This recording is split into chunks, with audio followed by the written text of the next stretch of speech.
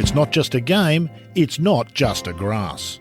Lawn Solutions Australia is the exclusive home of Australia's best sports turf varieties.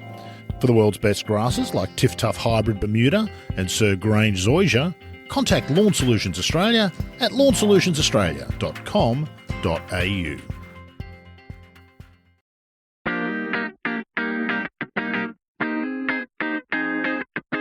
Hello, welcome to episode 74 of The Thing About Golf, Golf Australia magazine's ongoing quest to figure out what it is that hooks people on this wonderfully infuriating game.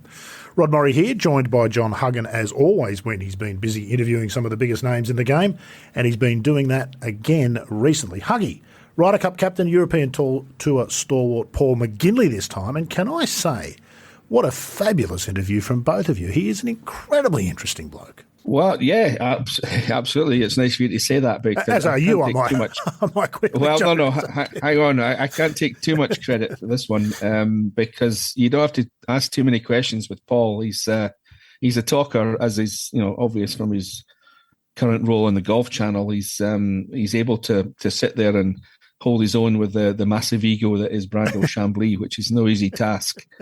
He does a pretty good job of doing that. And he was a terrific talker. We sat down in his hotel room at Gleneagles actually during the Senior Open in July.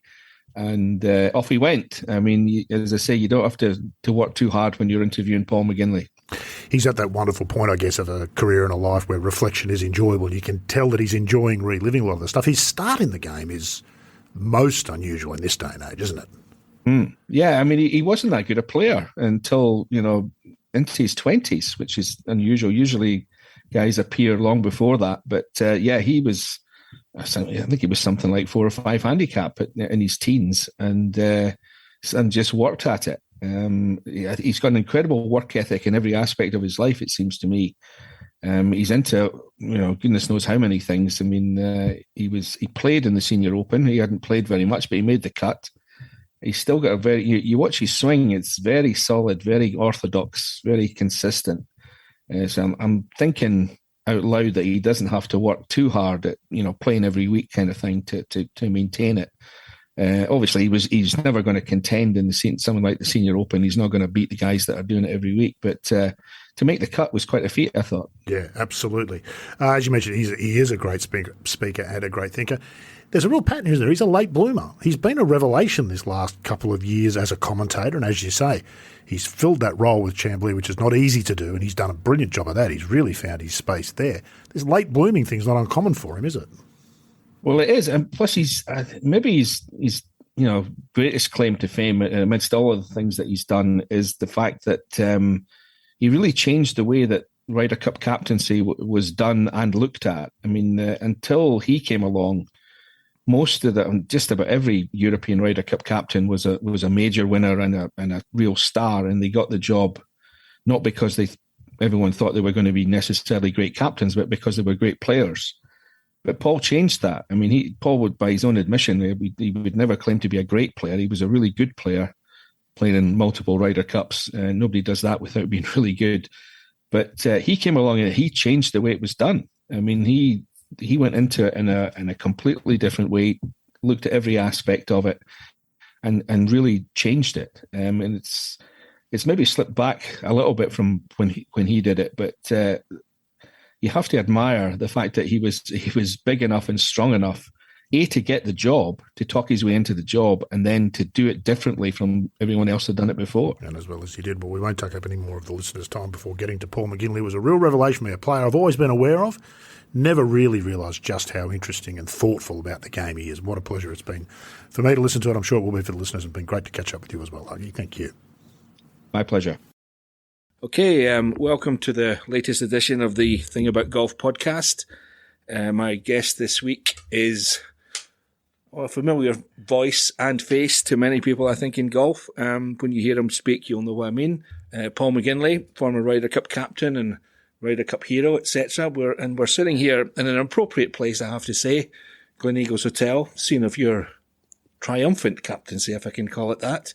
Anyway, welcome to the Thing About Golf podcast. Thank you, Huggy. Yeah, Thank you. It's nice to be here. It's great to be back in Gleneagles, and we're in the portion of the hotel that we use as our team rooms as well. So this was where we had all this section here. We had the players in one, caddies in another, and then the support staff on the other. So this was... Do you feel at home? So it's a home from home, yeah. Yes. Anytime you come up here, it's beautiful, isn't it? Yeah. Anyway, I always start with the same question on this podcast. And what was and is the thing about golf for you? To be honest, it was a way of making money, having fun doing it. I was late to the party in terms of being a good golfer. I wasn't anyway good as a junior. Define that. What do you mean? I wasn't as good as you. I mean, you played junior golf for Scotland. I didn't come near to that with Ireland. At the end, as I started to play golf kind of full time, I made the Irish youth team, but I think I was 21. It might have been my last year as a youth that I made that team. Yeah, I came in the back door. I was 4 handicap at the age of 19. I was playing Gaelic football in Ireland. I was very good at it, and that's what I was going to do. I was going to play for Dublin. I was going to play in front of Croke Park and 80,000 people and represent the county I'm from. And then I broke my knee, and I was on crutches for 9 months. It was a big operation, broken patella, and no more football after that, and started to play kind of golf then for my last 2 years of college. Got down to scratch handicap. Still nowhere near the standard I needed to be professional. Wasn't even on my radar. No. And I worked for a year. And while I was working, particularly over in Brussels, I started to get good and got down to scratch handicap for the first time while in Brussels. I'm at the age of 21 now, and I'm thinking... What were you doing there? I was working as a stagiaire, which is kind of an internship in the EC. Oh, right. I was a diplomat. Right. Yeah. You never made a journalist then. I was a junior, very junior. It was a postgraduate kind of thing that they do to bring interns in. You got paid £100 a week. I remember it was a lot of money then, and I was thrilled. I was living in a tiny little bedsit with a Greek guy, Kostas Klimas. I still remember him nicely from Panathinaikos. Nice guy, really nice guy. Lived with him and this tiny little bedsit at the very, very top in this place, Rue de Verviers, which is right in the middle, walking distance to the EC. And that's what we did every day. 5 days a week we went into work and came back. And while I was there, I met a guy called Eamon Gallagher, who was working as part of the Irish Corps over there. And he was the head of fisheries at the time. He was a member in the golf club, Royal Club de Belgique, Ravenstein, they call it. There, yeah. Good course, really good course. The Belgian youths there. Yeah. Many years ago. See, you were a good player in your young days. Yeah. Steady. And and while I was there, he got me playing rights there. So every weekend I used to go and see him. Sometimes during the week I would get the tram down after work and under floodlights I would hit a few balls there. And that's when I got down to scratch for the first time. I'm now 21. And as towards the end of that, I thought, I'm getting good at this golf. I wonder could I get a scholarship? And anyway, one thing led to another, and I ended up going to college. I finished in Brussels for 6 months. Are you bilingual? Well, I was pretty good at French, when I left, And, I've lost a lot of it now, unfortunately. I haven't been practicing. I wish I had kept it up, to be honest. And then I worked for 6 months in an investment company in Dublin. And all the time I was kind of working my way to try to get to college in America. I'd never been to America before. I'm now 22. Yeah. So all the colleges are saying, A, you're not good enough, and B, you're too old. Mm-hmm. But luckily a guy in San Diego who another guy that I met over in Belgium, who was a member of that club too, a guy called Larry Brody, he knew the coach because he lived in California half the year. And he said, look, I think the coach will take you, but he can't give you a scholarship the first year. You got to find your way to get there. And anyway, between then, jigs and the reels, mom and dad didn't have a lot of money, but I managed to patch the money together somehow to pay for my first year, and off I went. And that's when I really turned into So America made you a player? It made me a player, yeah. I was very lucky because I didn't know where I was going. I'd never been there before. I mean, going to San Diego was like going to the moon. I left at Christmas time, started in January. Coach was amazing, old fashioned coach, Bob Torrance style. Mm-hmm. Not too technical. Just kept pushing me away, wouldn't let me overanalyze things, worked on the mental game as well as my swing, pushed me forward slowly, got me competitive and kind of brought out what was probably strengths in me. And I ended up 6 months later being a Walker Cup player. Well, that's pretty remarkable. Yeah. I mean, I looked at the notes I was making. You turned pro at 25, which I hadn't realised. Yeah, I know. I mean, Monty was the same. Party. He was 24, I think. Yeah, Portick was up there too, wasn't he? Well, he played 3 Walker Cups, so you had to be. But he was good as a junior. He played all the junior golf with Ireland, So I mean, everybody matures at different stages, and I didn't even when I turned pro, I mean, I signed with Chubby and I didn't think I was going to last a year. I played the first thing he did was he said, right, you got to go and play 2 tournaments before the tour school down in Grenoble in Switzerland, which is a challenger event, and then the European under 25s. And I went on a 2-week road trip. Didn't even have the money. I think Chubby gave me the money to go. Stayed in the cheapest places I could go. Train. I think I got trained down there. Went to Grenoble. Played in the first event, missed a cup by about 9 shots, and I'm thinking, what am I doing down here? What am I doing? Yeah. I'm miles off the pace with these guys, and went to the following week. I was on a 2-week trip and went to Paris, and all I wanted to do was just keep my head down and make a cut. If it was 50 quid, I didn't care. I just wanted to make the cut, and I did that. And then the weekend I played okay, and the Saturday and the Sunday I'm 4 or 5 groups from the end going out. I have no idea what the prize money is. I'm not looking at anything. All I want to do is just keep my head down. I was afraid to look around me or behind me. Yeah. Afraid to look at a leaderboard, anything. I just wanted to keep my head down and try to shoot something around par. And I think I shot a decent score, 67 or 68. I don't know what it was. And I ended up winning by a shot. And I won 15 grand. And I swear money will never be as much to me as that 15 grand was. Mm-hmm. Yeah. That's pretty remarkable because, as you say, I mean, there's a big jump from scratch to being a tall competitive in pro golf. I mean, that's 18 months. 5 shots around, isn't I'd it? say it was 18 months, Huggy. 2 years maximum, from getting to scratch to winning that European under 25s to then going to the tour school a month later and coming second. Now I'm on the tour. I'm like, I can't believe it. I'm on the tour. Yeah. Well, what are the pieces to that? I mean, it's not just one thing. Can't be just one thing. Is it technique? Is it mental? Is it putting? Is it whatever? I mean, all the strengths of my game have been that there's no weakness. I think that's kind of, everything about me has been middle of the road. I've been a good putter. I've been a good iron player. I've had decent distance. I've been pretty straight. I've been pretty competitive, but nothing stands out. I was never streaky.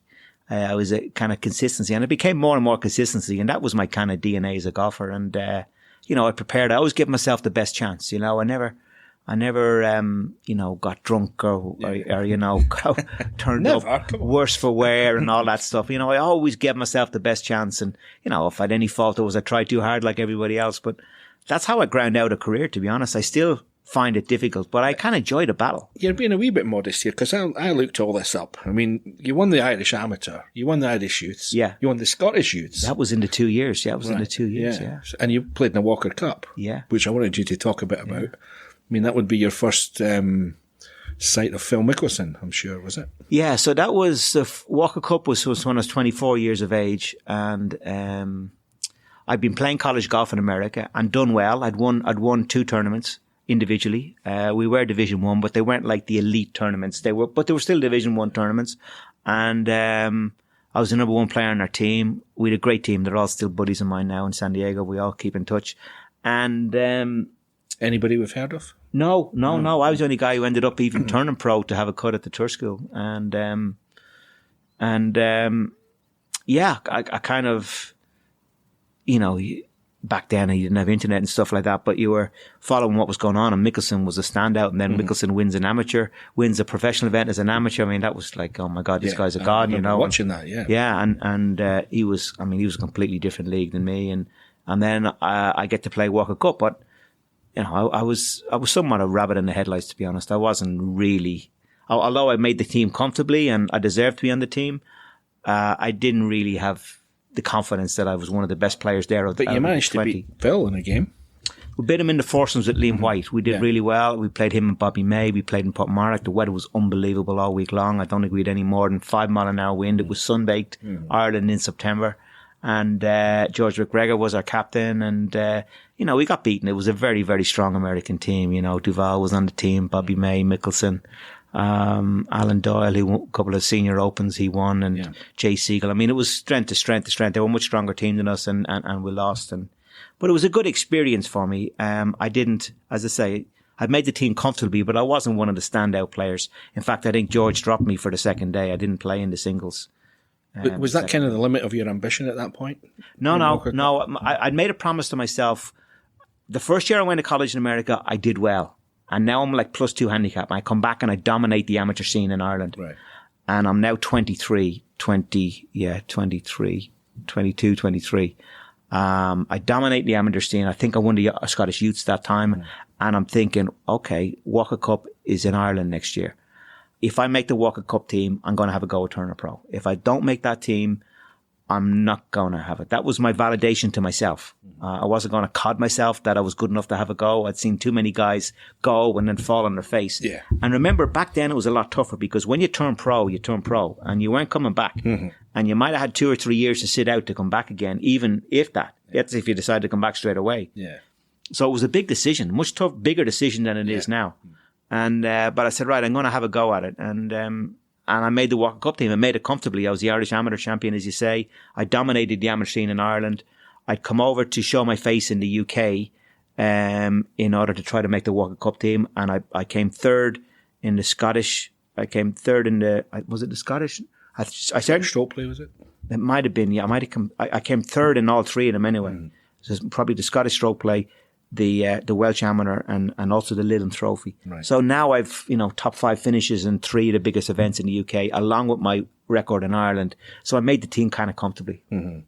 The Irish have always, or certainly in my time playing at that level, was they always complained about how they never got as many guys in the Walker Cup team as they should because of the water in between, I assume. Yeah. Is that still the same way, or was it back in your time? You were about 10 years after me. So. Yeah, I think we did well to get 3 in the Walker Cup team. I mean, I think Portick was last man in, and I don't think if it wasn't in Ireland, I don't think Portick would have made it. I think he'd admit that himself.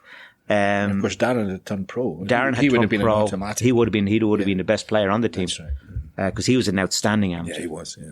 And so Portick was the last man in because he was Irish and it was a links course and he'd done pretty decently. But myself and McGinley and him were the 3 players on the team, which is a big contingent from Ireland. And so you're convinced, you're finally convinced, it sounds like, that you're good enough. You sounded like you were the person that you needed to convince the most in this. Absolutely, yeah. I've always been that way, Huggy. I don't want to fool myself, I want to be realistic about things, and I felt, if that's the standard. If I don't make that standard, I am wasting my time, and that was it. And I came from very much a middle class background. I mean, I remember when I went to college in America, Dad guaranteed me a loan for $5,000, in order to get there to pay my way the first year. And I remember signing, and I'm the eldest of 5 kids, and remember just above where I was signing to get the student loan was father's income, and it was $12,000. That was, and I'm the eldest, so he's signing away half of his income, almost guaranteeing it rather. Yeah. Luckily, after 2 years, I'd won that 25s, and I was able to, Well, he had faith in you, obviously. He did. And yeah, I mean, he's the reason I played golf. And he played all the amateur circuit in Ireland. That's how I started. I used to caddy for him. He was a 1 handicap. And, that's how I learned how to play golf was from him. So yeah, he was backing me and in some ways he was excited about the opportunity I had and, to be a professional sports person and make a living from it.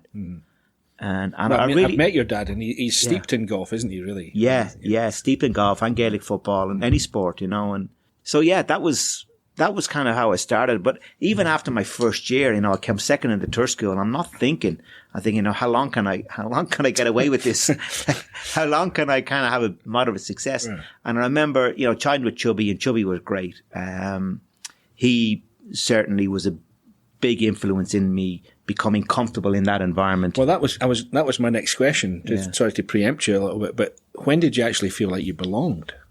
Yeah, Chubby. I had 3 big things were important at that time. One of them was Chubby, and the confidence that he had that he knew the business, and there was never panic in his voice or worry in his voice, or he just his body language could see that he had confidence in me, which was good.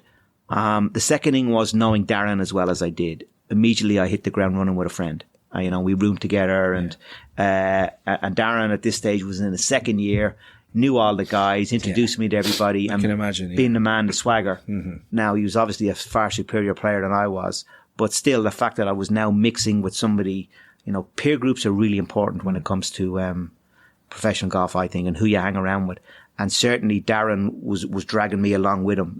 I was in his slipstream And that didn't hurt me, absolutely. Yeah. And then the third thing was, you know, you go into the bosom of the Irish guys on tour, you know, Des Smith, Damon Darcy, Christy Jr., Philip Walton, Ronan Rafferty to a lesser extent. But, you know, those guys really brought me under their arm. And every night we go out for dinner, and every night, you know, it was sounds like good crack to me. It was good crack. I was definitely good. It was a learning experience, yes, believe me. I'll bet. But it was tough love too, you know. I remember I was only talking about it the other day when, you know, I remember after about a month or so, I was struggling. I started out okay, made a couple of cuts and did okay. And then I went through a month, maybe two, of maybe making one cut out of 5 or 6 and, you know, and feeling sorry for myself and coming off the golf course one day and saying to Des, look, I'm going to stay in tonight. I'm going to have room service. I shot 74 or something. Mm. And him insisting, no, you're not having room service. You're coming out. We're downstairs at 7 o'clock. You go up and have a quick shower. I'll see you downstairs in 20 minutes. You're not staying in your room. And you know, little things like that, you know, and you go out and you have a bit of crack and a laugh and all of a sudden you've forgotten it and you're fresher then the next day. So that was important. Yeah. You know, there was people who were holding boundaries for me. So I wasn't blind in everything that I was doing. Mm. Have you done kind of the same thing with younger guys as they've come along? I've tried to, yeah. Mm-hmm. Yeah, I've tried to with the younger Irish guys in particular, yeah. I'm happy. But, you know, the other thing is you don't want to give unsolicited advice, you know.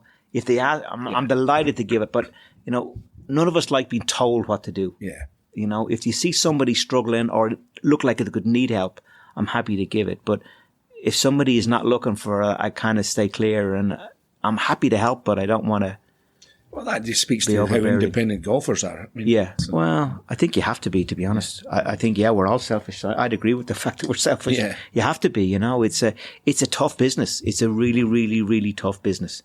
No matter what level you're at, there's always challenges, you know. Or I remember when I turned pro, about 2 months into turning pro, we were back in Europe. I was playing down in Seville in Spain, Monte Castillo.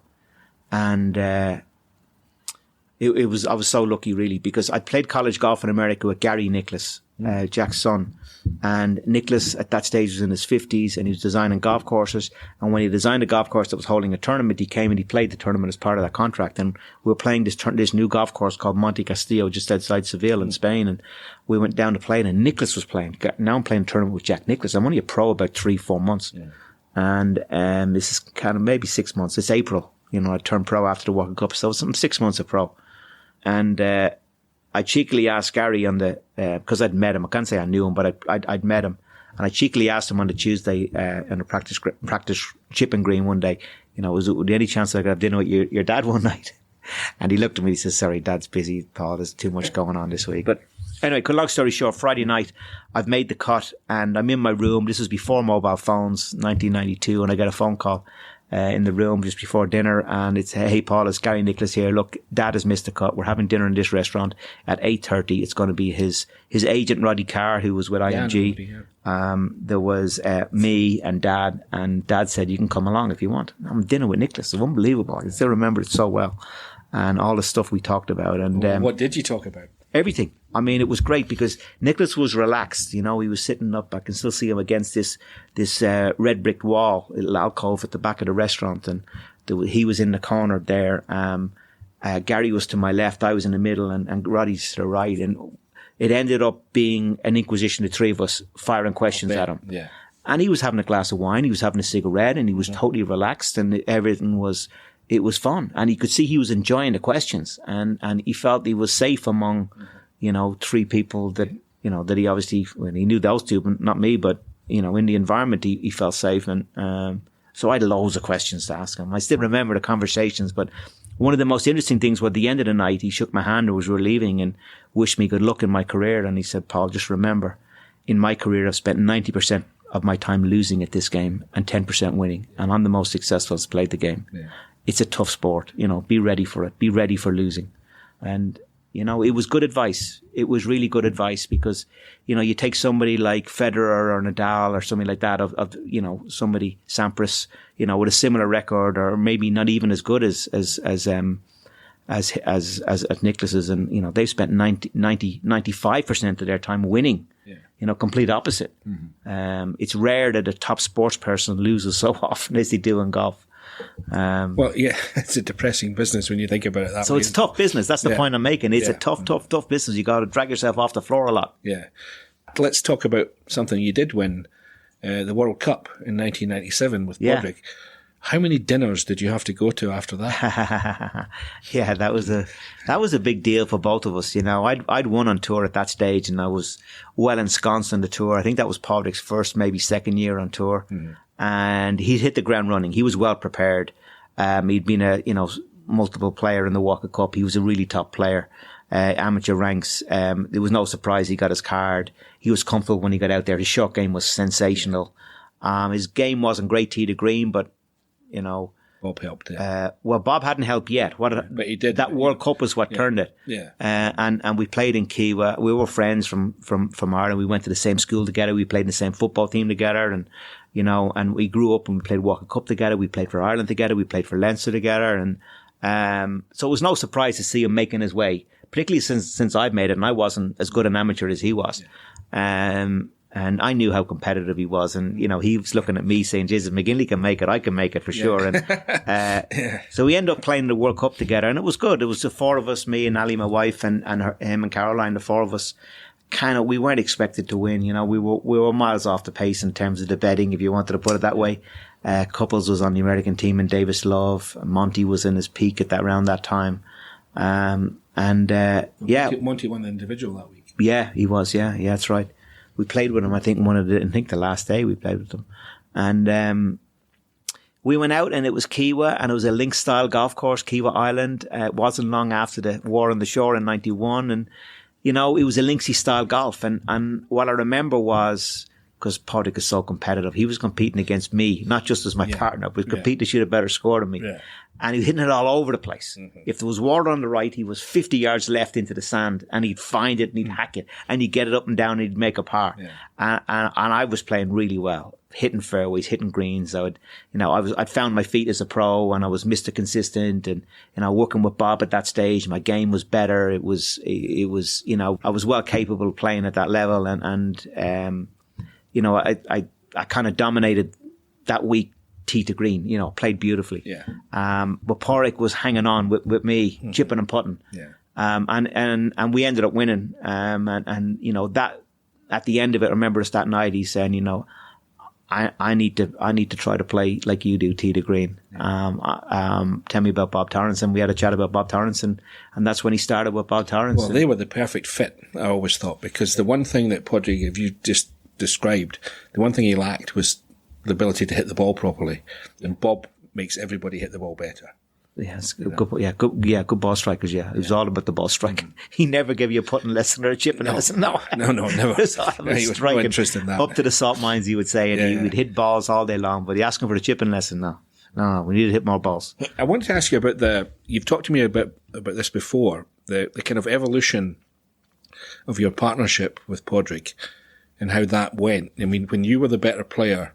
Yeah. You were pretty successful. Obviously, you won the World Cup, but then he became a better player than you, and it didn't quite work as well. Is that fair? Yeah, I think so, and I think it's probably a product of both our personalities. I like to lead, but if somebody's a better player than you, it's hard to lead. And Padraig became a much better player than I was in terms of success, and he wasn't competing against me anymore. And I think that's while he was competing against me, and I was the standard. I was the target as well as a partner. I know what he's like. He's a ferocious competitor. I know he is. Yeah. And that was okay, and I understood that, and I got that. And then when the dynamic changed, and he was to lead me in terms of golfing. I don't mean in terms of personality, but in terms of golfing. We didn't quite have the same. The mix had changed. I mean, the mix had changed. Yeah, that's exactly what it was. The mix had changed. Yeah, I mean, it's never we fell out or crossed words, never anything like that. But a little spark between us in terms of competitiveness kind of was not the same. Mm-hmm. But we did okay. We still did okay. I mean, I remember playing partnership with him in 06 in the Walker Cup Ryder Cup in K Club, and we should have won, but we didn't. We were 2 over 2 to play, and we Americans finished birdie against us. Zach Johnson, I remember, to get a half mile. But so we still did okay. We played several World Cups after that and had a lot of top 5 finishes. Never won it again. But yeah, listen.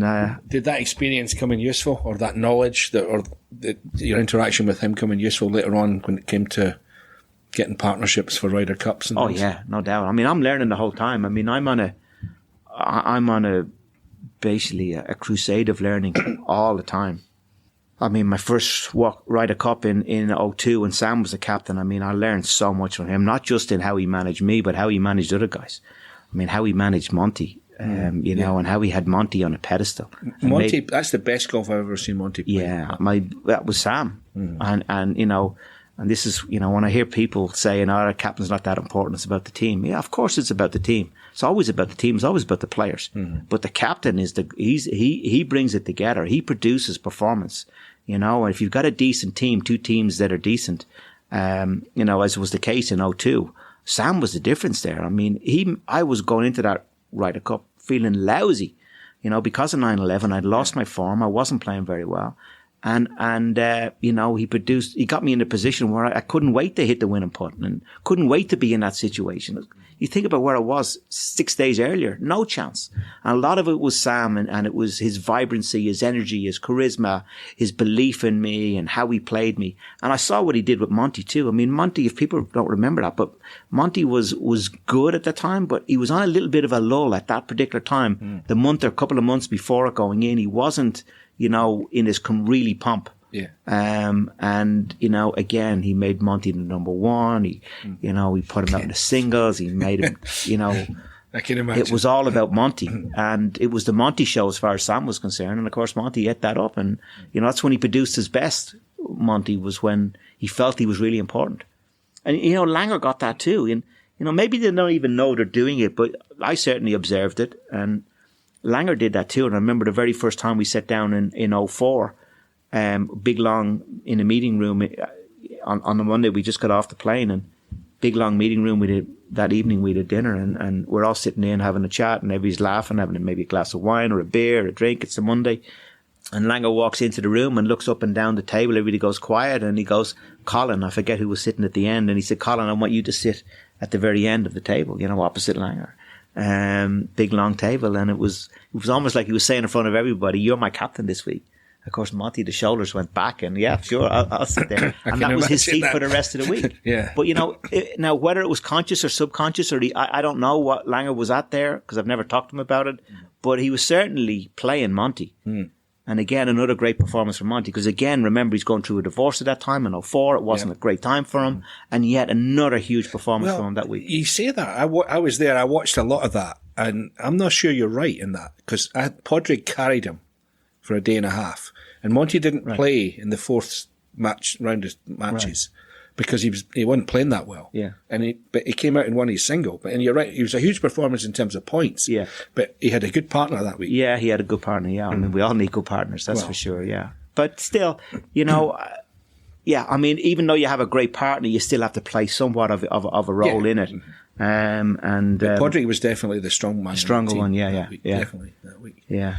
I want to take you back to 2002 slightly, or even 2001. You probably won't remember this, but the now defunct Golf World in America sent me to the Belfry on the days where the Ryder Cup would have been played. Right. And you showed up. Yeah. Played with your pals. That's right. Which made my story a lot easier to write. Good memory, yeah. But what are your memories of that? It was a really eerie atmosphere, I remember. It was. I was chomping at the bit, you see. Because I was 6th in the points list. I'd made the team comfortably. I was 6th in the money list, having flying. I'd won in Wales. I'd made the team. It was going to be my first Ryder Cup. I was flying. And then 9/11 happened. We eventually come back from America because we're all stuck in America. And then the Ryder Cup is cancelled. And it's like, oh, God. And living down in Sunningdale, I'm speaking to Sam. And he said, Sam said, he said, you're going to be a rookie next year. All the stands are up, all the hospitality is up, the place is empty up there. Why don't you just go up and get a sense of what it's going to be like this time next year? And just go up and bring your pals with you and just go and have a round and get a sense and a feel for it. It's the golf course is all primed as if the Ryder Cup could be played in the morning in terms of, greens and speeds and all that. And, I'll get some good pins out for you. And that's what we did. And it was a good idea. But it was a strange place to be at that time. Yeah, it was empty, wasn't it? It was eerie, yeah. And I took 3 of my pals up and we went up. We had a great time. We had a great day out. Yeah. So you've kind of hinted at this already, but I mean, how much attention are you paying to the captaincy? Are you thinking even at that point, I fancy that job? No. Somewhere down the road? No. So when did that? I'm just interested in teams. I'm interested in management. It didn't even cross my mind because back then it was, major winners. Exactly. You're not getting a captaincy until you're a multiple major winner. Yeah. And even at that, it's not 100%. And so. Although Sam was a good example for you. I mean, Sam was an example, but Sam was a Diane of professional golf. He was one step down below that, wasn't he? Yeah, he was everything, in a European context, and had won so many tournaments and miles past where I was as a player. It didn't even cross my mind. The first time it crossed my mind was actually when Sevi said it to me at the Royal Trophy once over in Thailand.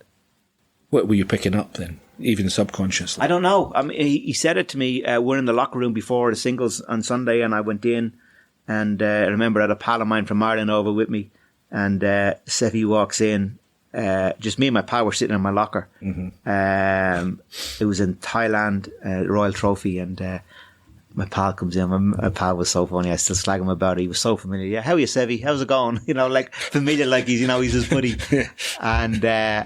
And next of all, Sevi sits down beside me. So then my friend pal takes off. And so he's just talking. He said, I've been really impressed this week. I liked what you've said at the team meetings and you're a great player. And one day you will be great captain. And I thought, really? I thought, wow. I only then was when I thought about it. I don't even know what year that was. Elizabeth captained me a couple of times out there in Sevi captained me twice, I think, at that Royal Trophy. So I'm not even sure what one it was, but it was certainly around about the end of my Ryder Cup career, yeah. There's a theme emerging in this. You seem to need an awful lot of convincing in almost everything before you're ready to go, sort of thing. Yeah. Is that fair? I think it's an Irish thing, we don't come out bounding of confidence, I think you have to earn it. It's you get above your station back in Ireland, you get whipped into shape very quick. Well, same in Scotland, yeah. Yeah, so you have to earn it, and you have to earn it to yourself as well. So yeah, I guess that's kind of climbing the ladder, and getting secure on one rung before you go to the next rung. Yeah. You're not looking 4 rungs ahead. I would say if you spoke to Pádraig, he'd have a similar view about himself and his career. Tiff Tough Hybrid Bermuda means less work and more play. Tough by name and by nature, this turf variety, supplied exclusively by Lawn Solutions Australia, is the perfect choice for your home lawn. With superior drought tolerance, speedy recovery and toughness, Tiff Tough really is the smart grass. For more information and to find your nearest accredited supplier, head to lawnsolutionsaustralia.com.au. I'm going to give you some good news and some bad news at this point. Right. I was looking at your record in majors. Yeah. You played in 30. You missed the cut in 15 of them. Oh, boy. And you had 1 top 10, which I thought was really interesting. The good news is you were 6th in the 2004 PGA at Whistling Straits, and only one guy shot a better score than you on the last day. That's right. You remember who it was? 68 to your 69. Harrington? No, Todd Hamilton. Todd Hamilton, yeah, I would never have got that. But anyway, you were only 2 shots out of the playoff. What's your memories of that week, and how close was it to... My mission that week was not to win the PGA Championship. My mission was to make the Ryder Cup team. I had made the team in 2002. This was 2004. I was on a run. That was about my 8th week in a row. I was playing every week I could to try to get points and squeeze in. I wasn't in the team. I was close to it, but I wasn't in it. Jeff Remesey was the guy who was ahead of me.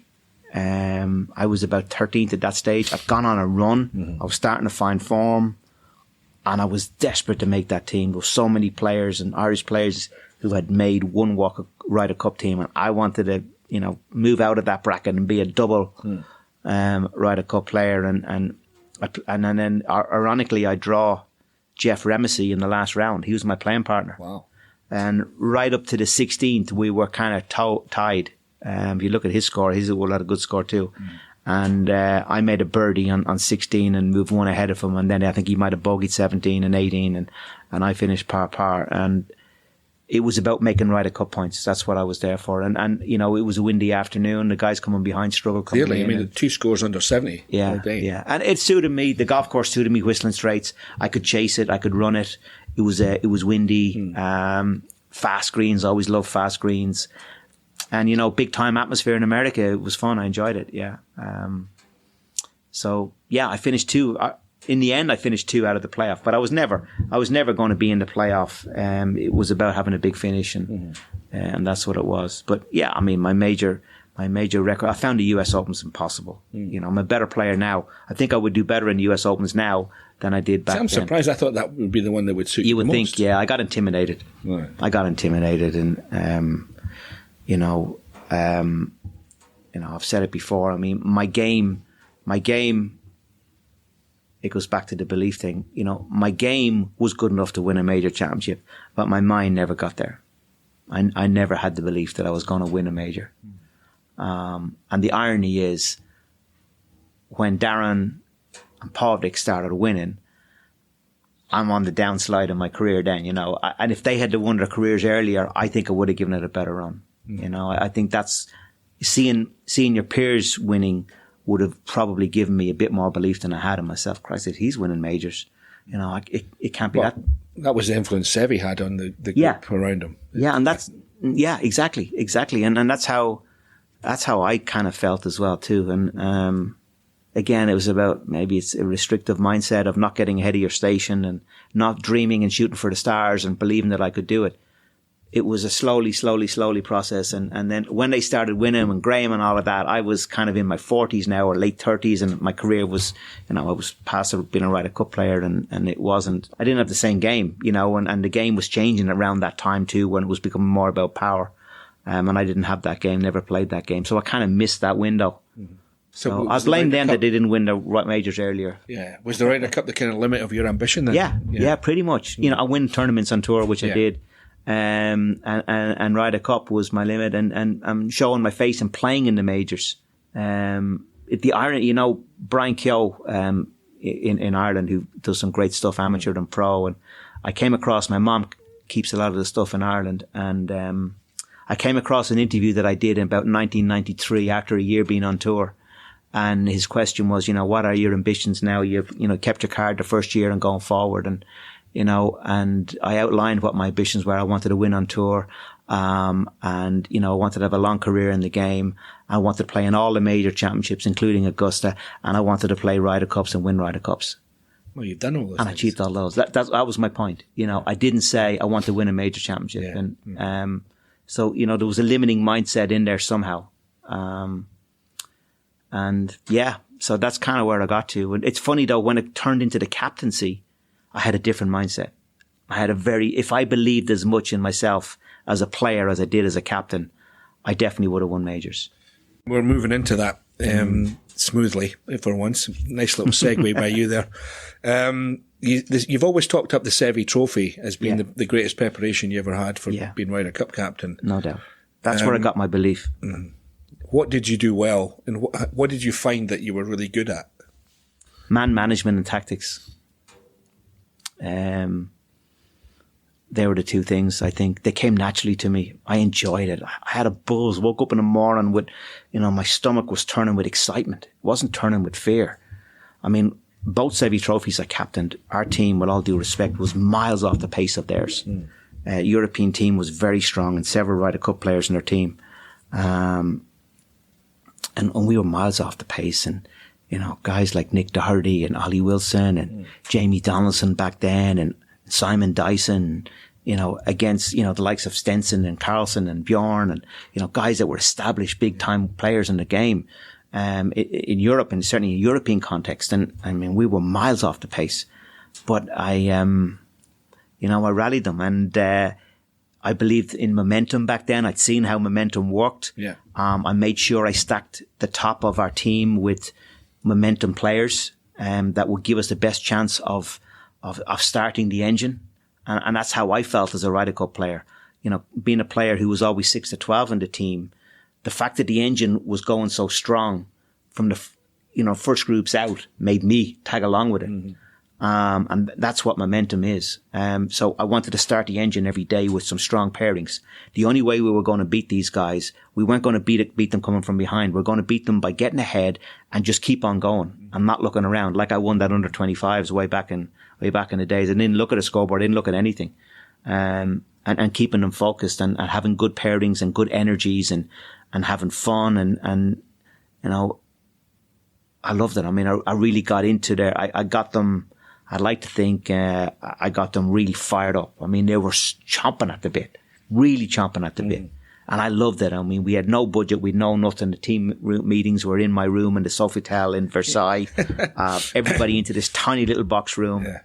And, you know, lying on my bed, lying on the floor, and the team meeting. And I was so up for it. I was so into it. It's almost good in a way, though, that kind of thing. Yeah, absolutely. Yeah, absolutely.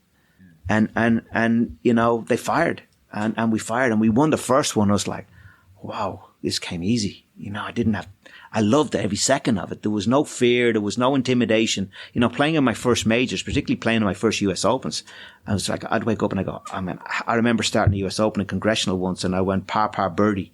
My name was on the board. It's like, you know, I'm not going to stay up there for long. Jeez, you know, was that no matter time. The one that Ellis won. Yeah, I was there that week. I remember walking around that course, and I was still playing off scratch or something at that point. I thought, I could break 90 on this golf course. Absolutely, it was ridiculous. Yeah. And then when we went to the black course in Bethpage. That was even tougher. It was ridiculous. Yeah, that was even tougher. Yeah. And they intimidated the hell out of me. I was done before I hit a first shot. I mean, I missed a cut in both of them, and it's no surprise. I mean, I was done. Whereas, you know, the feeling in the captaincy was, you know, I had so much faith in the players and that I could get a performance out of them. And we did. And then now I'm thinking, right, I've been a 3-time Ryder Cup player. I've now won the Seve Trophy. You know, if I get another chance to be Seve Trophy captain, I can push my nose in front here. Yeah. And I did. And Alazagla gave me a second chance, along with a vice captaincy as well. And we did it again. We had a bit of a better team than we did the first time. Rory was coming through at that stage. He wasn't the star he turned out to be, but he'd made the team. And G-Mac was I think G-Mac was a Ryder Cup player at the time. They were the two standouts. Lee and Darren and Poulter were on it as well too. So now we've a decent team. Half the team. So now I'm kind of managing my peers and guys that I played in Ryder Cups with. And that was somewhat a lot more difficult actually than it was dealing with the younger guys. Guys who had bigger playing records than me. Yeah. What's your theory on partnerships? How much is it personality? How much is it style of play? How much is it how far they hit the ball? To me, it was more style of play, but it was also matching it to the golf course. You know, certainly in Gleneagles when we did it here, I'm a great believer in horses for courses. And, you know, style of golf course is going to suit us. You know, why I picked Lee Westwood over Luke Donald. You know, a horse for course. I'm a great believer and I still am. Yeah. You know, Cameron Smith won last week. I called him at the start of the week because I saw the weather forecast. I know what St Andrews is like. And it's about good wedge play and good putting.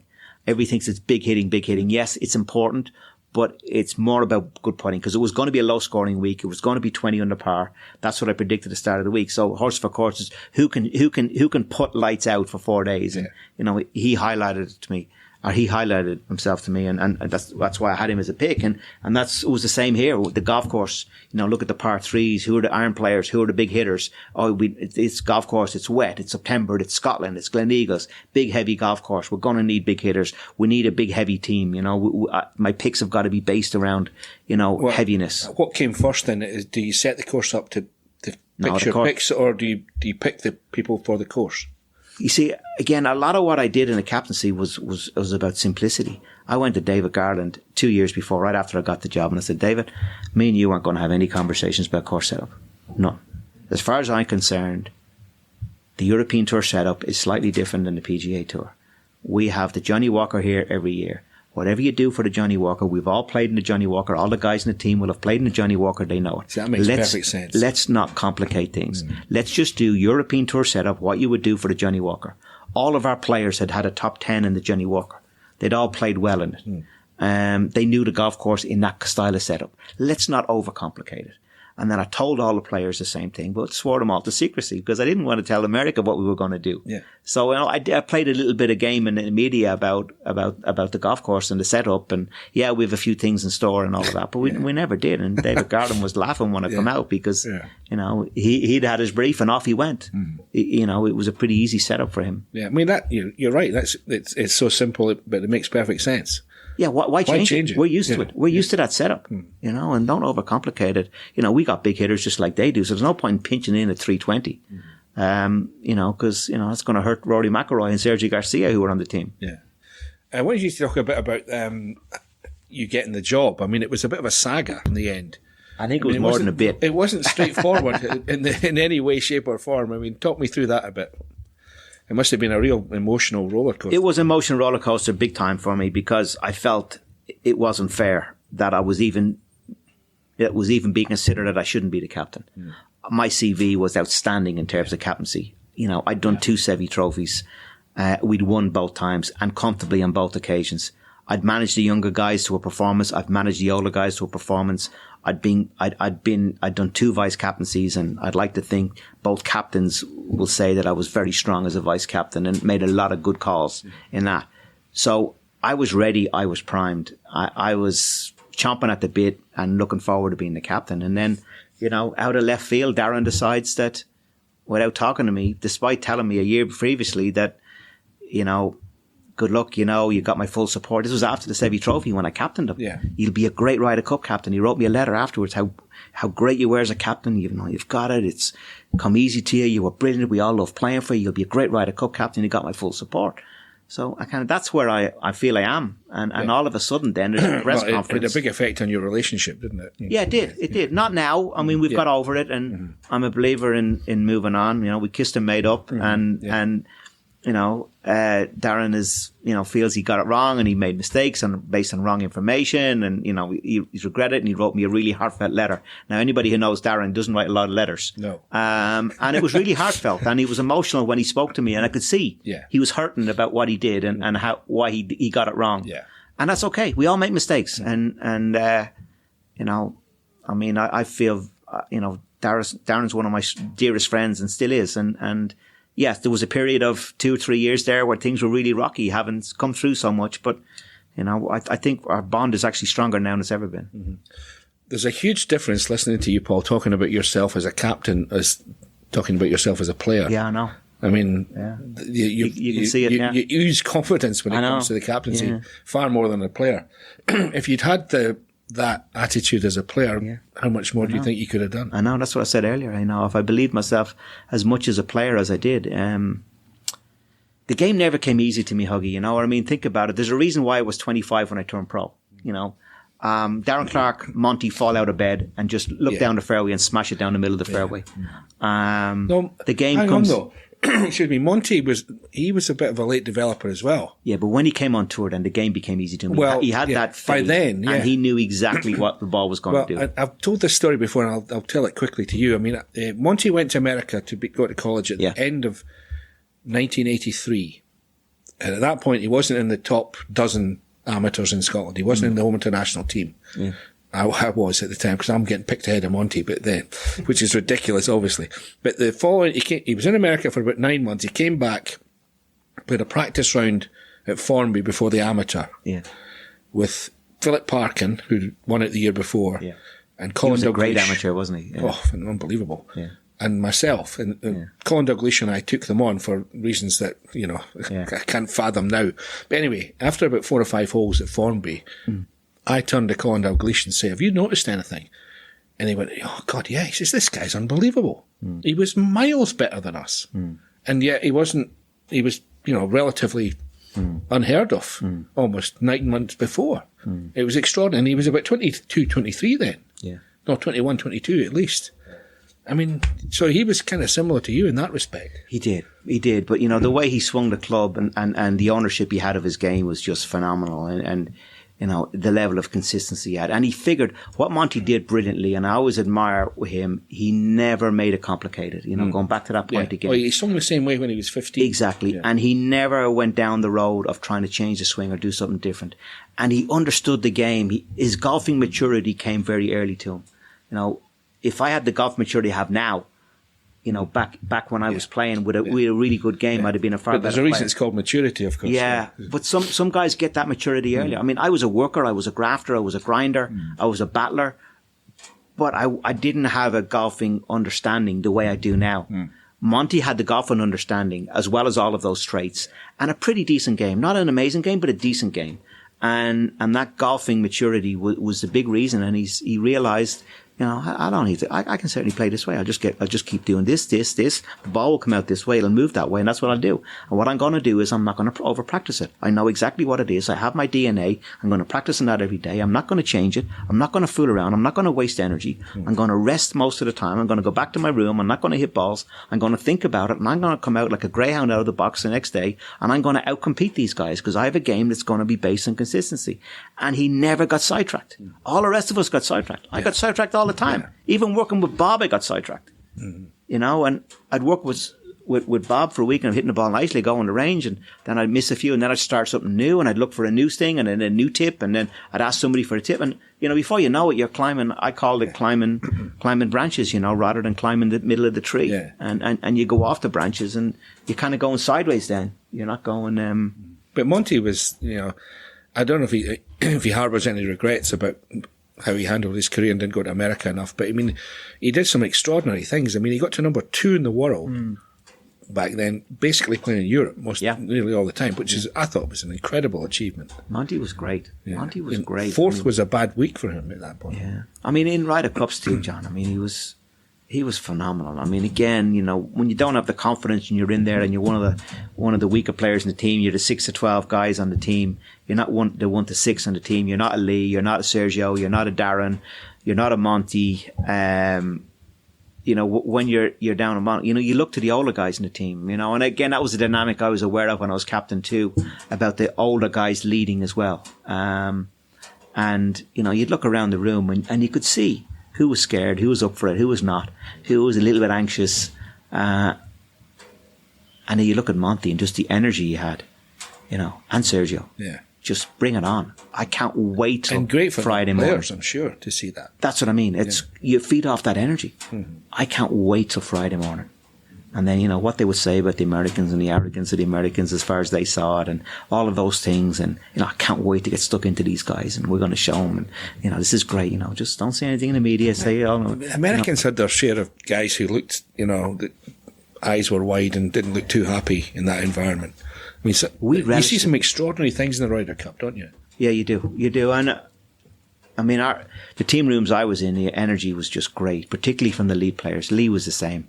There's this quiet calmness. And it wasn't giddiness. It wasn't even Poulter. There's no giddiness with Poulter behind the scenes. He's actually the opposite. He's actually really calm.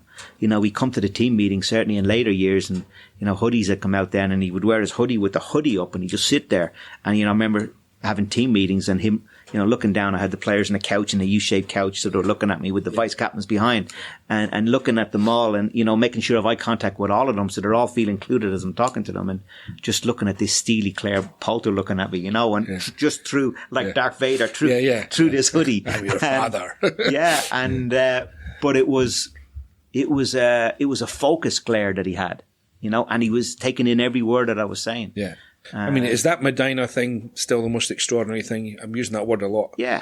That I've ever seen, apart from Seve at Oak Hill, the first 9 holes against Tom Lehman. Yeah. In a different kind of way. You knew that was the one in Oak Hill was never going to keep, he just couldn't keep, as long as Tom Lehman kept doing what he was doing, Seve was not going to beat him. The only thing was that Lehman was going to get frustrated and then make mistakes, and then Seve could have beaten him. But Medina, absolutely. I know I get stick for using the word again. I've used it already in this interview, but, momentum. If anybody wants to know what momentum is, and it's not, and everybody wants to know about the value of a captain, we won that off the golf course. We won it with captain decisions. And for people to say that the captain has nothing to do with it, of course the players are front and center. There's absolutely yes, but strategy and tactics can be the difference. And we got it right. Poulter gave us momentum. Absolutely, he gave us momentum on the Saturday night, but we took advantage in how we put the team out on the Sunday. And, we created, like I said earlier, we started the engine with those first 5 or 6. And two things happen when you do that. First of all, it energizes the guys in the second six coming behind. I was that soldier. That's how I felt when I was down the bottom. I always looked to see what was happening, the energy coming from the top and the noise coming from the top. Yeah. You knew the European roars, and that certainly helps you. It buoys you, it gives you confidence. It drags you along with it. But what it also does is it de-energizes the other team and de-energizes the other six on the other team. Yeah. And it feels like they're swimming against the tide. And that's what momentum is. It's really important. Now, can you control it? Absolutely no. But what you do is you give yourself the best chance for it to work your way. And you do that by putting either form players who can deal with the big occasion, or your best players in certain positions. What I did, with the lead in Glen Eagles, what I was afraid of doing was losing momentum like the Americans had done in Medina. So what I did was like a fire breaker. I had two guys playing well that figured one might lose, but both won't lose. Then one of my weaker players, or a guy who was off his form. Then I would have two more guys, and then another guy. Right, so okay. I kind of hid them. Yeah. And that's how I put out the team, because I was trying to stall any momentum America could get. And also preparing, G-Mac as a number one. A year in advance, I had identified G-Mac as the guy I wanted number one. And I just wanted to see how things were evolved and make sure his form was good and he made the team and all of those things. And you also used him with Dubuisson. I needed who's him who's an odd character, to say the least. Yeah. Yeah. I'm a great believer. I've always been a believer in energy as well too, and tiredness. We all get fatigued and tired, and particularly in a Ryder Cup. If you play all 4 matches the first 2 days, it's incredibly draining. There's a reason why so few players have won 5 matches out of 5 in a Ryder Cup, because you're so drained. No matter how good a player you are, think about it: 72 holes of that high energy in 2 days, and then expect to go out in a singles again. Because you can't coast on any of the holes. Yeah. Every hole's the same. Yeah. And what I wanted G-Mac prepared for in the singles was that he was going to be lightly raced in the first 2 days, so that he had that energy to take on the number one position, and try to, again, it all worked out well. I mean, I said this to you earlier this week. I think that you changed the way it was done, which you kind of poo-pooed modestly, but I think you did. I mean, the captaincy. I mean, it wasn't, you weren't the first non-major winner to do it, but you definitely did it differently from how it had been done before. You went deeper, I thought. I went deeper, yeah. I don't think I did anything that hadn't been tried and tested before. But what I did was I thought about what worked and what didn't work, and took what worked and rolled it out. I called it the template. I said it in the media beforehand. I said, look, my job here, because I wanted, when you're in the media as captain, and certainly with me, I didn't have the big golfing CV so that everyone was going to listen to what I had to say. So I knew that, we're now in the age of social media. We're in the age of all the players having phones, and, everything you say is going to be replicated out. So it was important my press conferences were really, really well structured and organized, so that I didn't say things that could be misinterpreted. But one of the messages I wanted to get, because when you're speaking to the media, you're speaking to the players too, even though they say they're not, they don't read the media, they're all reading the media. They do, yes. Absolutely. So what I was really conscious of doing was basically saying to the players, I got this. Trust me, I got it. I mightn't have the CV of a lot of you guys or guys captains have passed, but I understand the role. I got this. I've been that soldier. I've been, riding shotgun to all this success. I know what we need to do to win. Yeah. It strikes me that, I mean, correct me if I'm wrong here, but that is the most important week of your professional life, given that what you do now, a lot of it stems from the fact that you were a winning Ryder Cup captain? Or is that oversimplifying it a bit?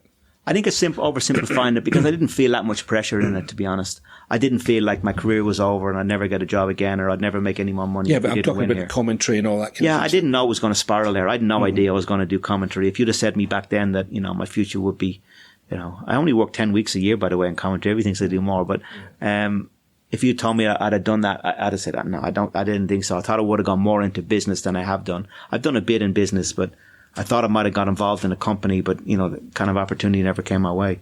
So kind of doing the TV, a mixture of ambassadorial work and, other stuff that I'm doing. And so, yeah, but I didn't feel pressurized. I didn't feel under pressure. Again, it goes back to that belief thing. If you feel like you know what you're doing, there's less pressure, I think. I think so. And the other thing about it is, I wasn't afraid of losing, as a player, I was afraid of missing a cut. I was afraid of, not playing well. I was afraid of having to go home on a Friday night. And so there's always fear when you're playing. And some players drives them. Pádraig always talks about that. The more fearful I am, the better I play. I haven't been that way. That's not what gets the best out of me. He's different. He is different. He loves the battle. That's why. Yeah. He loves the battle. He loves when the odds are against him. Mm-hmm. That's when he thrives and is at his best. Yeah. But when I knew I was going into the last round with a chance to win, and I just knew I was going to play well. Whether I won or not was irrelevant, but I just knew that I was going to play well. Somebody played better than me, good luck to them. But I was going to play well. That was good enough for me. And it wasn't a desperation to win. It was, I'm going to play really well here. And it was the same with the winning putt in 2002. Yeah, I was getting to that, but yeah. I knew I was going to hit a great putt. Did I know I was going to hold it? No. But I knew I was going to hit a great putt. And that was good enough for me. Yeah. And it's the same with the captaincy. I knew I was going to do a good job. Yeah. So the Americans did better. Good luck to them. Yeah. But I knew that I was not going to get afraid. I was not going to be a rabbit in the headlights. The job was not going to be too much for me. I was going to deliver. Yeah. And sometimes when you deliver but somebody does better, well, good luck to them. So what's the highlight? The hole in that putt or being the winning captain? Well, I've been asked that a lot. There's one A and one B. Sure. Yeah. It's how do you separate it? I mean, look, there's two things. It's two very different emotions. The emotion is pure ecstasy in the 2002. It was being in the zone. Big smelly looking water you dived into as well, by the way. I didn't dive in. I didn't have an option. I think in 2002, the winning putt was pure ecstasy of in the moment. You're not thinking too far ahead. You're not thinking behind. You're just living the moment. You've got a putt. There's the ball. There's the hole. You know you're going to hit a great putt. You're excited about hitting this putt. You hit this putt. You don't know if it's going to go in, but you've hit this putt. It's now running towards the hole, and then it goes in the hole, and boom! It's like the champagne cork comes off, and it's just pure, unbelievable from the toes right up to your head of this rush of adrenaline. Yeah. And that's what that was. I didn't have any of that at the captaincy. There was never adrenaline to that level. I made a point that week of making sure my heart rate was really slow. I was making a point that week of less chat, not being excitable, and strong body language to the players. And somewhat laid back. So I made sure I sucked adrenaline out of my body that week because I didn't want the players to see me hyped up because that was going to give them bad energies and if I looked worried in the face. Yeah. And, the other thing was I stayed away. When they're on the golf course, captains don't win Ryder Cup. I've heard you say that before, that you weren't around that much. No, I kept out of the way. What good is it to me being on there? I didn't see the value in the captain. I mean, as a Ryder Cup captain, my job was not to tell Rory McIlroy, oh, this is a 5-iron. Oh, the group ahead hit 6-iron over here. Yeah. And then, I think you should hit 6-iron again. Who am I to say that? And what I did is to go back to the simplicity and the clarity. I learned all this in the Seve Trophy, and it was a meeting with the caddies every night, and it was like first week I said, guys, here's the deal. I will not be speaking to any player at any stage during the week once they go off the first tee. Right? You and your player are got here because, you've had huge success. You understand each other so well. Who am I to get involved and contaminate that relationship or get involved in that decision making? And it's the same when you've got a partner and a partner's caddy. Don't be taking advice from your playing partner. Yeah. You take it from you and your player. Keep it simple. Mm-hmm. It's the same with the setup of a golf course. You keep things simple. We do what we do. We do what we're trained to do week in, week out. Yeah. And that's where the decision making comes. Now, for any reason, if I have to speak to a player, I will not go and speak to him directly. I'll ask you first as the caddy to tell me when I can speak to them. Right. So I empowered the caddies, and I really believed that. Because I didn't want to, if a player was in a bad mood, I didn't want him to make it worse by me going up and asking him a question. If I had a question to be asked, I needed the caddy to read to me, when can I have a chat? And we had only one situation during the week when I needed to speak to the player during play, and it was Rory and, when Sergio, to see if he'd play with Sergio, when I arrested Sergio the second day when, the stuff went on with Nick Fallow and all of that, and Sergio wasn't playing. We took him out, we rested him, but I needed to put him back in again because I needed him to play before the singles. And I asked him who he wanted to play with. He wanted to play with Rory, and I had already kind of planned for him to play with Rory, but Rory didn't know that while he was on the golf course, but I needed to put the team in. Yeah. And I didn't want to put the team in without okaying it with Rory. So I went to JP about the 8th or 9th hole, I remember, and I said, JP, I need to speak to... That's Rory's caddy at the time. Yeah. I need to speak to Rory. And I remember, this is JP, who I brought out on tour. He was selling fax machines for a commission-only basis in Ireland, had no money. I was looking after him. I took him out on tour for a few weeks. He ended up caddying for me, then moved on to Thomas Bjorn, Darren Clark, Ernie Els, great success, and then went on to Rory McIlroy. So we're pals from way back since I was 15, 16, playing up in Baltray. Yeah. And he says, all right, I'll tell you when. And he's kind of off, he's in the zone. He made me wait 3 holes. I'm walking like a puppy dog behind the game. I'm kind of staying clear out of the way. And then and I wasn't actually 3 holes. I said it to him on the 8th, and he said to me walking down the par 3, 10 down the hill, he said, okay, you can have a word with him now. So I went up and I said, just very quickly, I said, look, are you okay playing with Serge in the afternoon? He needs a bit of help. He's asked to play with you. You good with that? He said, yeah, no problem. Put him with me. And that was it. And that was the only time I talked to a player during play. Again, it's simplicity. It's not overcomplicating it. And sometimes you can overcomplicate it. And, I learned, who was really good at that. Who was really good at that. Of the 3 captains I played under, the best guy for that was Woosie.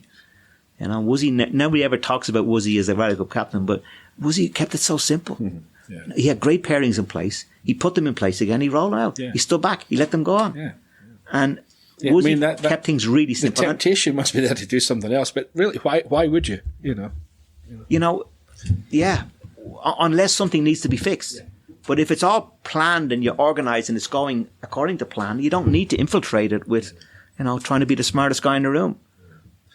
I wanted to ask you, you mentioned the caddies there, and it's on my list. They're now no longer with us, sadly. Edinburgh Jimmy, who, the most incredible character I've come across as a caddy. There was language used that we can't possibly use on this podcast, but everybody would have loved the stories. But he was he wouldn't live. He was from the same part of the world as me, and he always kind of had a wee soft spot for me, I think, because of that. And I loved talking to him. All I got, whoever, was abuse. Oh yeah, but that was a sign that he liked you. Yeah, exactly. Yeah. So, and I laugh at the end. Is there a story you can tell about him before? God, have a think about it, because I wanted to ask you about. First of all, he caddied for me for he probably caddied for me most of my career, and never ever once did I ever see him turn up in bad form. Yeah. Always laugh and joke and funny and a character, but tough as nails behind it all. Tough as nails. Sorry, go on. Well, obviously I need to talk to you a little bit about commentary before we finish. That's a big, overall it's only 10 weeks a year. It seems like more. Yeah, no, it's because I do the bigger ones and people watch, What's your philosophy on that? And what's have you had any tips on it? Who have you talked to? What's your kind of feeling about how it should be done? Because it's a complicated business. It is, yeah. I got thrown in at the deep end, and, Jason Wesley, who runs Sky Golf, he's a bit like Des and Darson Jr., it's tough love. And thrown into the deep end, and if you're doing a good job, nothing is said. But if you mess up, he'll tell you why. But not in an aggressive way. But he'll say, "Look, I didn't like what you're doing there," or "Dum bum bum," and I like that. I like to be managed that way. I don't need somebody telling me how great I am. But I do need if I'm getting it wrong. So I think I've evolved. Over the years, for sure, you evolve. My preparation is different now. I think I'm more detailed in my preparation. I'd like to think it's more relevant to what's going on. I understand the game. I understand the players. I understand the psychology. Obviously, been there, know what it's like. Obviously, I've never won a major championship, and that's a stick. But you did come 6th. I did come 6th. Yeah, it's one top 10. But it's a stick that's thrown at me a lot. How does he know he's never won a major championship? But neither did Brandel. He's yeah, and Brandel's brilliant. I love working with Brandel. I think he's great at what he does. And I go back to the same thing. Alex Ferguson never won a Premiership title. Does that mean he can't have an insight and be a great captain? And does that mean he can't have an insight in the game because he never won a major championship? does, according to that logic, the only person who can talk on golf is Jack Nicklaus, and behind that Tiger Woods. Yeah. So that logic doesn't stack up. You can understand the game and not have, reached the very, very pinnacle in terms of wins. But I did play at that level. I know what it's like, and I know what it's like. And in some ways, when the game doesn't come easy to you and you have to dig it out of the ground, it makes you think about it differently and more deeply. And I think that's where I'm at, and I think that's where I was at my captaincy, because it never was something that ever came easy to me, and I thought about everything you could think about in golf, and sometimes to my detriment. But in a lot of ways, then it prepared me for being a good captain, because I had thought so deeply about it, and thought so deeply also about Ryder Cups and why they work and why we've been successful. And I like to think of the same things I do with TV. I'm constantly evolving. I do an amazing amount of preparation every single day. I'll show it you on my phone here. I've got just some of my files on my phone. I just bought new data. I have to upgrade my data, because all I'm doing is I'm copying and pasting every single day of the year, 365 days a year. I'll wake up and I read the golf media. How are we doing? Huh? How are we doing? Golf media. Good. Yeah, very good. Interesting. And I'm quite liberal in terms of, I understand different views. I'm not, this is the way it has to be and this is the only way, and everybody else who thinks otherwise is wrong. I love when somebody comes at it from a different angle. You're good at that, Huggy. That's why I read you a lot. Somebody who's coming at it from a different angle that I hadn't thought of, or it's a controversial angle. And they're the ones I enjoy, because I want to see the justification of why they're coming at it from that way. And what I do is I won't copy and paste the whole article, but there'll be pieces coming out of it that I'll copy and paste. I'll put it in my file on my phone or on my iPad, which is linked up to my phone. And, so I have reams and reams and reams of info, and it's all under different folders, So, Saudi at the moment is getting bigger and bigger file. We're going to get to that in a minute, but that'll be our finish. Yeah. European Tour. Another one, Rory McIlroy be one, Justin Thomas will be one, John Rahm will be one. And, when I read something relevant about them or what they've done, like, John Rahm gives an interview, for example, and he's just spent 6 weeks taking a break, and this is what he was doing. Oh, that's interesting. Bum, bum, bum. And I might summarize it myself in my own words, or I'll copy and paste something and put it into John Rahm file. So, 3 months later, we're talking about John Rahm coming into the Masters, and he's had a 6-week break, and this is what he did in a 6-week break.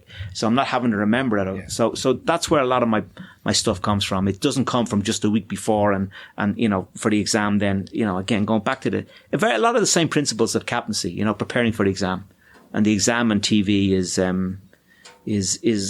a difficult one, because you make a mistake and you're going to get killed by it, not by the bosses in any way, because they all understand how difficult it is live TV and you can make a mistake. But it's social media now is, in a lot of ways, it's a horrible place, because, it's amazing how people think they have the right to be so personal, and ask for somebody to be sacked, it's just unbelievable. I look at the pundits on soccer as well too, Gary Neville is on, or Roy Keane is on, and what people actually say, it's just, and then you look at these people, you look at the profile, and, it's a picture of a dog. So, and they've got 8 followers. Yeah. Keyboard warrior. And, yeah. Well, then you have the other thing with bots, that's another big problem as well going on. And I can understand Elon Musk, wanting to know what's going on there with bots. There's a lot of noise now through social media, and a lot of it is manufactured through computers. Yeah. We're going to finish up in the last few minutes. You've been very generous with your time, and I'm aware that we're over an hour already. So, Live Golf. By the time people hear what we're saying today, things will have changed, no doubt.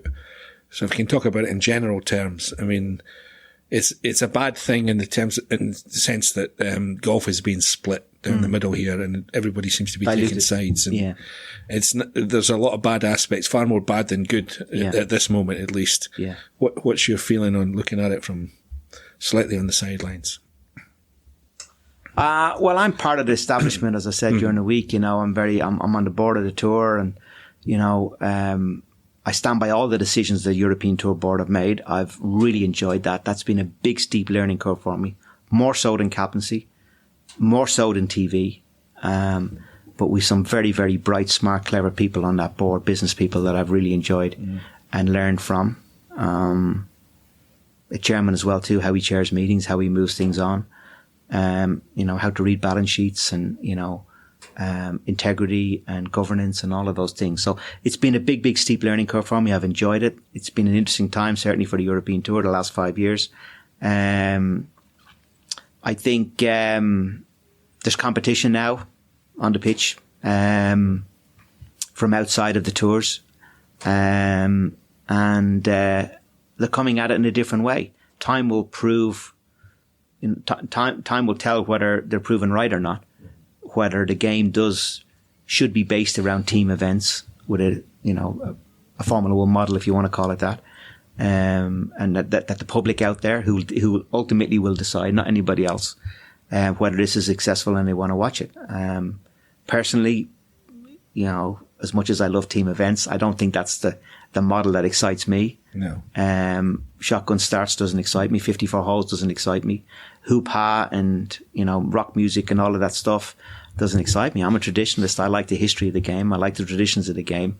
And I think, I'm very much on that side of the fence. I think what's interesting and what LIV will do is they will change how people look at the business of golf. Not the public, how the administrators will look at it and realize how exposed the game is while players are not contracted. And I think that's inevitable, isn't it? I think it is inevitable. I think I've been saying that along behind closed doors for 5 years. You look back at all the minutes of the meetings, and I've been saying this for 4 or 5 years. How can you? And this was before LIV came on and the Saudis came on. This was about players not playing in events, and how can we have an event when we don't know who's going to play? Somebody comes, you walk into me and go, "Bum, Paul, there's $20 million. We want to have an event." And bum, we're going to go, "Yeah." And you go, "Before I give you the $20 million, who's playing?" Mm. And we're going to say, "Well, we'll ask him and we'll ask," and you're going to say, "What do you mean? I'm giving you $20 million bucks." No. He said, "When I go down and I get a Formula One, I know that Lewis Hamilton's coming. I know Verstappen's coming. If I buy a Premiership team, I know what matches we're going to be playing. Mo Salah doesn't decide which matches he wants to play in. So golf is very exposed with independent trader status in this modern game. Yeah. And what we've seen, the trend from top players, we've done analysis on this, and I've done analysis on this. Back when Nick Faldo was in 1996, before Tiger came on, Nick Faldo, Greg Norman, Tom Lehman were top players in the world. They were playing 30 plus events a year, between 30 and 35. Now the top players are playing between 20 and 24. Yeah. And they've taken 10 tournaments out. So that means there's 10 tournaments, a third of their schedule is less. They're making so much money, they don't have to play every week the way those guys would have done in the 90s. So that's put a huge amount of pressure on fields. And we've actually, what we've done, instead of countering it with a smaller schedule, we've actually increased our schedule. So now you have a double whammy going on, and that's why you've now got a diluted product anyway. Yeah. Now you throw on top of that interesting dynamic, you put in the fact that they can actually leave the two tours and they can go over and play on another tour. Why are we not contracting them to stay with us? Yeah. And it's like a transfer. If they want to go and play another tour, fine, there's a fee. Yeah. But they should be contracted. And so that's where I see it. I think the whole business of golf within the next 3 years will be changed. And I think it'll be for the better.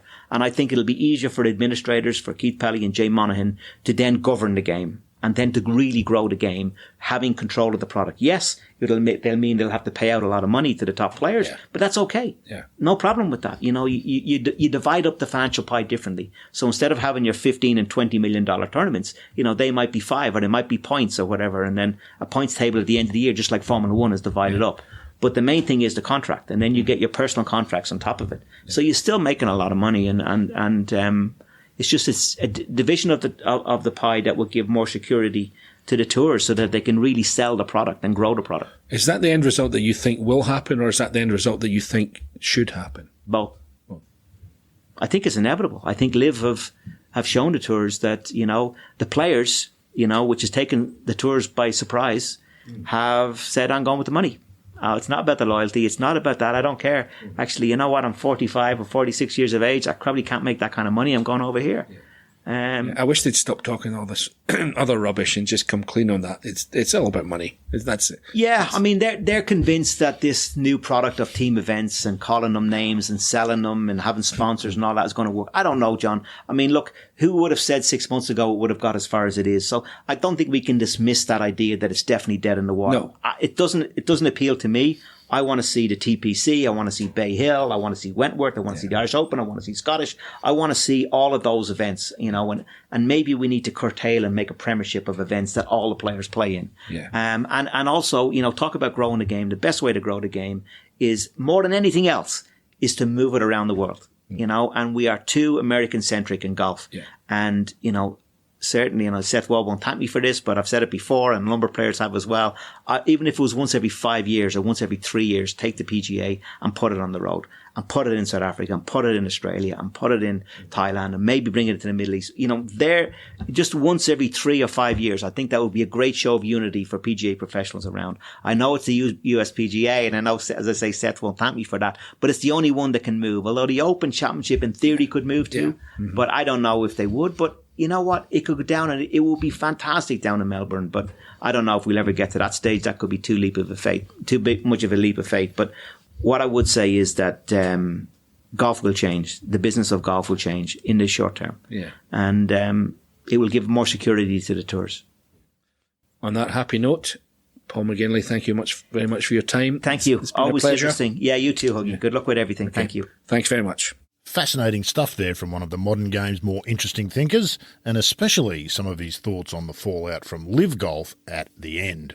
That's it for episode 74, but make sure you've added the show to your listening list, as there's plenty more good stuff to come here on The Thing About Golf.